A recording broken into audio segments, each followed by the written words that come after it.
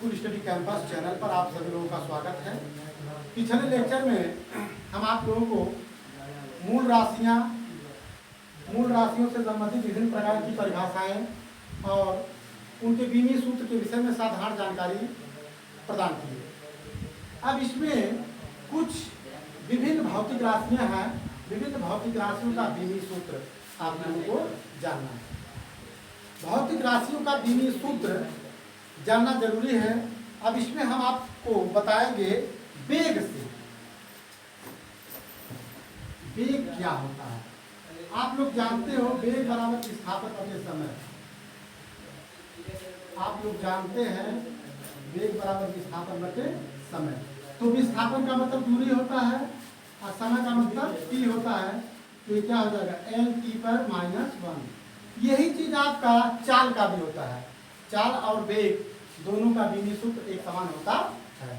इसके बाद आपको हम त्वरण बताएंगे। त्वरण एक्सीलरेशन।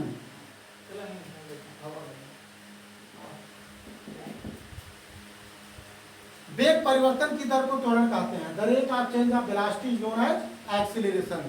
तो इसका बीमीय सूत्र क्या हो जाएगा? त्वरण बराबर वेग परिवर्तन बटे समय होता है। त्वरण बराबर वेग परिवर्तन बटे समय। तो वेग परिवर्तन, वेग आप लोगों के सामने दिखाई दे रहा है L t/-1 बटे समय क्या हो गया? t हो गया। तो जब आप इसको ऊपर लेके जाओगे तो L t/-2 हो जाएगा। तो होता त्वरण। वेग परिवर्तन की दर को क्या कहते हैं? त्वरण कहते हैं। वेग में परिवर्तन एक्सीलरेशन। आप लोग देखते हैं गाड़ी में एक्सीलरेटर होता है। एक्सीलरेटर होता है। अगर हम एक्सीलरेटर को बढ़ाएंगे तो वेग बढ़ेगा, अगर हम एक्सीलरेटर को घटाएंगे तो वेग क्या होगा? घटेगा। कहने का मतलब यह है कि अगर त्वरण का मान बढ़ता है तो समय का मान घटता है, त्वरण का मान घटता है तो समय का मान बढ़ता है। ठीक है। त्वरण बढ़ता है तो वेग में परिवर्तन क्या होता है? तीव्र गति से होता है। अगर हम गाड़ी चला रहे हैं और हम एक्सीलरेटर बढ़ा दिए तो स्पीड ज्यादा हो गई, यानी कम समय में ही हम अपने गंतव्य स्थान तक पहुंच जाएंगे। यानी कि समय कम होगा तो गाड़ी का वेग क्या होगा? ये बढ़ जाएगा। ये हो गया त्वरण। अब इसके बाद होता बल, फोर्स। फोर्स क्या चीज है? बल क्या होता है? बल सबके अंदर है, किसी के अंदर ज्यादा है, किसी के अंदर कम है। बल तो सबके पास है। तो बल वह बाह्य कारक या धक्का या तनाव या खिंचाव या प्ररोध है जो किसी वस्तु को क्या कर दे? गतिशील कर दे। जो किसी वस्तु को गतिशील कर दे या रोक दे वो क्या हो जाता है? बल होता है। अगर कोई वस्तु आ रही है, आपके पास बल है तभी तो रोक पाएंगे। किसी वस्तु को अगर आगे बढ़ाना है, आपके पास बल है तो उसको क्या करेंगे? ढकेल देंगे। तो बल वह बाह्य कारक है। जैसे दीवार है, दीवार को ढकेलना है, अगर गिर गई तो इसका मतलब क्या था? आपने बल लगाया। बल वह बाह्य कारक है या धक्का है या तनाव है। जैसे स्प्रिंग को खींचते हैं तो बल लगता है, स्प्रिंग को दाबते हैं तो बल लगता है। इसको प्ररोध एक शब्द बोलते हैं। प्ररोध है जो किसी वस्तु में क्या करे? गतिशील कर दे या गति उत्पन्न कर दे। तो क्या होता है? न्यूटन के गति विषयक द्वितीय नियम से आप लोग जानते हैं या बराबर यम है। तो यम क्या है? द्रव्यमान का बीमीय सूत्र यम होता है। और त्वरण का मैंने जस्ट ऊपर बताया L t/2। तो क्या हो गया? M L t/-2। ये जो है बल का बीमीय सूत्र हो गया। इसके बाद आप लोगों को हम कार्य बताएंगे।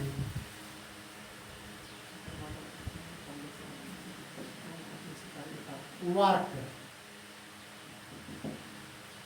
कार्य का बीमीय सूत्र निकालना। आप लोग बताइए काम कैसे कर सकते हैं? जब आपके पास बल रहेगा तभी तो। इसके पहले हमने बल के विषय में बताया। कार्य क्या है? कार्य आप तभी कर सकते हो जब बाहरी बल मिले या आपके अंदर बल हो। तो विज्ञान के शब्दों कार्य की परिभाषा आप लोग देखिए। विज्ञान के शब्दों में कार्य का किया जाना या होना तब माना जाता है जब किसी वस्तु पर बल लगाया जाए और बल की दिशा में विस्थापन हो। भाई अगर आप किसी वस्तु पर बल लगा रहे हो और वो क्या है, आगे बढ़ने लगी, चलने लगी, तो क्या होगा, इसका मतलब क्या है, आपके अंदर बल है। अब पता चला कि कोई भी वस्तु बहुत हल्की वस्तु रखी गई है, आप बल लगा रहे हो, उसके अंदर कोई विस्थापन ही नहीं हो रहा है, तो पता नहीं आपके अंदर बल था कि नहीं बल था। हम क्या समझ सकते हैं कि आपके पास बल है। तो कार्य क्या होता है, कार्य बराबर बल गुणे बल की दिशा में विस्थापन, बल गुणे बल की दिशा में विस्थापन। अब बल का भी सूत्र जस्ट मैंने बता दिया, अभी मैं बताया हूं, या मैं टी पर माइनस, इसी वजह से मैं क्रम से बता रहा हूं। अब विस्थापन क्या करता है, यल होता दूरी, तो क्या हो गया, या स्क्वायर टी पर माइनस। विज्ञान के शब्दों में भैंस का चराना कोई कार्य नहीं होता है। जैसे लोग कहते हैं कि दिन भर हम भैंस चरा के आ रहे हैं, हमने बहुत काम किया। हमने क्या कहा कि आपने कुछ भी काम नहीं किया, आप नाराज हो जाएंगे मेरे ऊपर। अरे हम दिन भर भैंस चरा रहे हैं, इतना काम कर रहे हैं, इतना मैंने किया, और आप कह रहे हैं कि हमने कोई काम नहीं किया। अरे भाई कार्य तब माना जाता जब आप उसके ऊपर बल लगाते। क्या आप भैंस के ऊपर बल लगा रहे हो? अगर आप भैंस को उठा लेते और उठा करके एक जगह से दूसरे जगह पे कर देते, तब तो हम मानते कि भैंस का चराना कोई काम हुआ। आपने अगर भैंस के ऊपर बल लगाया होता तो कार्य माना जाता। भैंस तो अपने यहाँ घास को चर रही है, घास को चर रही, वही तो भैंस का चराना होता है। यानी विज्ञान के शब्दों में हमें कहें तो भैंस का चराना कोई कार्य नहीं होता है, क्योंकि भैंस के ऊपर कोई बल नहीं लगाया जाता है। कार्य तभी हो सकता है जब बस पर बल लगा दिया जाए और क्या उसी दिशा में क्या हो जाए, विस्थापन हो जाए। तो विद्यार्थियों, ये कार्य का विमीर सूत्र होता है और कार्य की परिभाषा होती है। हमने कार्य से संबंधित जानकारी आप लोगों को दिया। अब उसके बाद शक्ति देखिए, शक्ति का विमीर सूत्र पावर। शक्ति को अंग्रेजी में क्या बोलते हैं, पावर बोलते हैं। फार्मूला होता है P = W/T। आप लोग जानते हो W कार्य है और T क्या है, समय होता है। तो W का क्या होता है, यम L स्क्वायर T पर -2, जस्ट मैन ऊपर होता है, और समय क्या होता है, T होता है। जब ये ऊपर चला जाएगा क्या हो जाएगा, यम L स्क्वायर -1 होता है, तो T पर -3। तो क्या होता है, शक्ति का। अच्छा, शक्ति के विषय में बताएं, शक्ति किसे कहते हैं। शक्ति के अभाव में आप समझिए कोई कार्य नहीं हो सकता है। कार्य तब होगा जब शक्ति रहेगी, बल रहेगा। तो शक्ति क्या है कि किसी भी कार्यकर्ता या मशीन या संकाय या निकाय द्वारा 21 सेकंड में जितना कार्य होता है उसे क्या कहते हैं, शक्ति कहते हैं। ठीक है, या ऐसे कह सकते हैं कि किसी वस्तु द्वारा 21 सेकंड में जितना जो कार्य किया जाता है उसे क्या कहते हैं, शक्ति कहते हैं। The rate of change of works, ऐसे भी कह सकते हैं, the rate of change of works is known as the power. ये क्या होता है, पावर होता है। पावर दो प्रकार का होता है, एक मैकेनिकल पावर होता है और एक इलेक्ट्रिकल पावर होता है। तो ये हो गया शक्ति।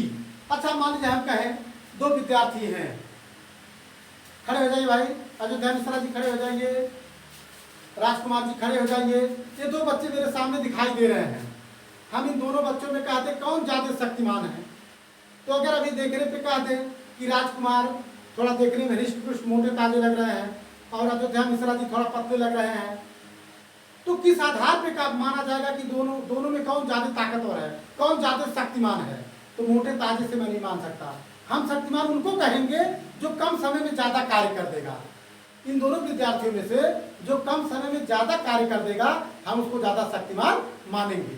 क्या आप ही लोग बताइए भाई, ये बहुत जेन्युइन चीज है। अभी आप लोग कोई कार्य कराते हो, लेबर आपके घर पे है, तो कोई ऐसा लेबर हो जो खूब ज्यादा खाता हो, खूब मोटा ताजा हो और उसके बाद काम बहुत कम करे, और एक ऐसा लेबर है जो दुबला पतला सा है, कम खाता है और काम ज्यादा करता है, तो किसको ज्यादा शक्तिमान आप कहेंगे? आप दुबले पतले वाले को, जो कम खाता है, खाना कार्य ज्यादा करता है, उसको ज्यादा शक्तिमान कहेंगे।